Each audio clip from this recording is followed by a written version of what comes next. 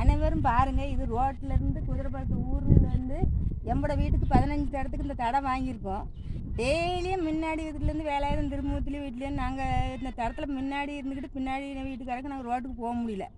டெய்லியும் வெட்ட வாரம் குத்த வாரன்னா இல்லை என்ன காரணங்க விதப்பட்டா எங்களுக்கு இந்த தடம் வந்து வடக்க போகுதுக்கு சொந்தமான தடம், தெற்க போகுதுன்னு சொந்தமான தடம். இந்த தடத்தில் அவங்க முன்னாடி அவங்க 17 தாங்க எழுதி வாங்கியிருக்காங்களா வாங்கலை, எல்லாம் இவங்ககிட்ட நான் இடம் வாங்கியிருக்கேனா, அப்போ வேலாயுதம் திரும்பத்து இடம் வாங்கியிருக்கேனா, இல்லை சின்ன பையன் இடம் வாங்கியிருக்கேனா, இவங்ககிட்ட நாங்கள் அடிப்படணும் மிதிப்படணும் என்ன இருக்குது. அப்போ கூட கணவர் எங்களுக்கு 13 எழுதி கொடுத்தாருல, அப்புறம் அவர் எழுதி கொடுக்கலன்னு சொல்ல வேண்டியதானே. இல்லைன்னா இல்லைன்னா இந்த ரோட்லேருந்து அந்த தடத்தை அடைக்கிட்டோம், இல்லைன்னா வடக்கு அடைக்கிட்டு ஒருத்தரும் போக முடியாமல் நாங்கள் நடுவில் உட்காந்துக்கிட்டு அந்த வரைக்கும் இந்த வரைக்கும் போக முடியாது. நாங்கள் வீட்டை விட்டு இப்படி கழிய முடியும்.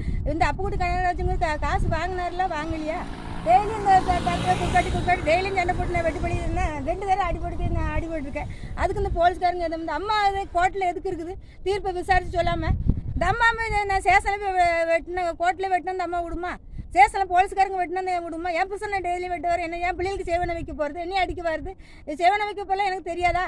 இவன் சேவனை வச்சுட்டு என் வீட்டு முன்னாடி போனால் எனக்கு தானே வரணும்.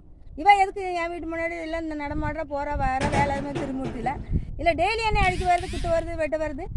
எதுக்கு என்ன காரணம்னு கேட்க, நான் ஒரு 4 வருஷத்துக்கு நான் வேலை செஞ்சு பிழைக்க முடியும். என் பொம்பளை பிள்ளைய வச்சுட்டு நான் வேலைக்கு போக முடியாது.